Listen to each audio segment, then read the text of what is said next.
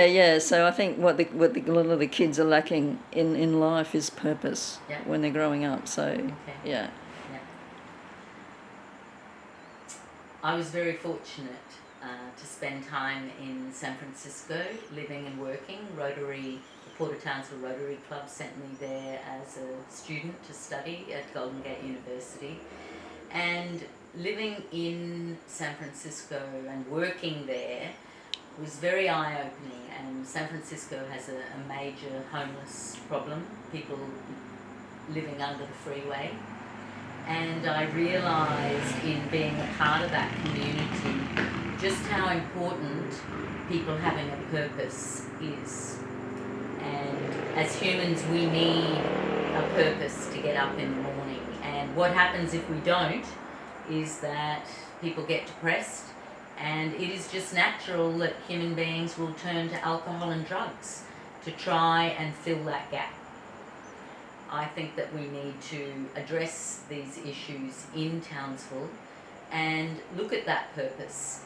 Working as a primary school teacher, I was very shocked in a grade 1 class when I attempted to talk to a small boy and engage him in his learning that what was the job that he wanted, and that, you know, one day if we give him these skills to be able to read and write, because he could not count to 10 in grade 1, that would help him get that job. And he looked at me and he said, I don't want a job. My dad doesn't have a job. My grandfather doesn't have a job. I don't want a job. And I really found that quite shocking. And it makes you realise that there is a circle, a system there of social security that has ended up creating a lack of purpose for our people. And we have to cut that and change that and bring back positivity for young people. And a lot of that, when you see a child dropped off in their pajamas, with no books or pens, with no shoes on their feet. Once a little girl with a little foot this size clearly had a brother or sisters that was this size, and I'm stuffing her shoes with tissues, because you've got to have shoes on at school to try to just be able to make her walk. They don't have food for lunch. And it matches the statistics that have just come out that indicate that in Australia now, 1 in 6 children are living in poverty. And in my class of 27, I had 4 kids that were clearly living in poverty. We have a responsibility to assist these parents.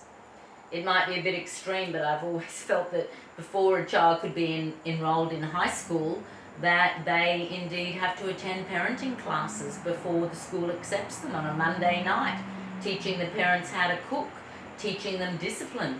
I can tell you, maintaining control over 27 alpha children is a major skill. I tell you, 10 counsellors is nothing compared to 27 alpha children, the little darlings. But high school's too late.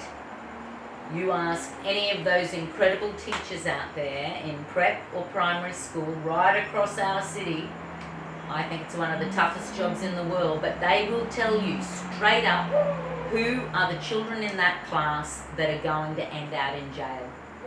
They know. So I think that's the time to come in.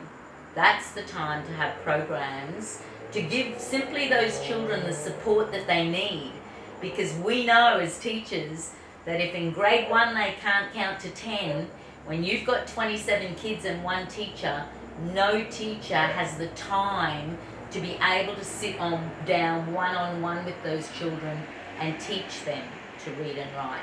You simply don't have the time. Teacher aid comes in, out, but that child slips behind. By grade 3, they can't write their essays. By grade 12, they don't make it to grade 12.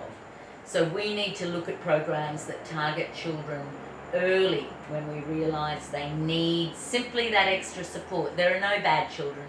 They're all good children that need better parenting and need extra support. And I believe we have the community here that together we can harness a program that immediately starts. That's a long-term program.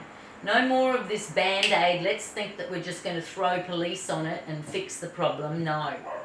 It's long-term and it's multifaceted. And I'm here to lead that program with our community, because you cannot do any of this alone, or even with 10 councillors or the council. And we've got incredible community organisations out there to work with, and I can't wait to do that.